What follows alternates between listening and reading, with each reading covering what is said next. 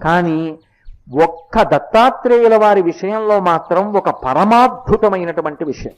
నిజంగా దత్తాత్రేయుల వారి చరిత్రలో వారు చెప్పినటువంటి ఆ ఉపాఖ్యానం కానీ ఎవరైనా మనసులో గట్టిగా పట్టుకోగలిగితే వారి జీవితం ఉత్తర క్షణం మలుపు తిరిగిపోతుంది.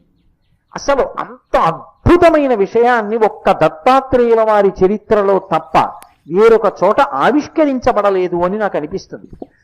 ఒకప్పుడు వారు అవధూత సంప్రదాయంలో నేల మీద దిగంబరుడై పడున్నారు. ఆయన ఒక అరణ్యంలో నేల మీద పడుకుని ఉన్నారు.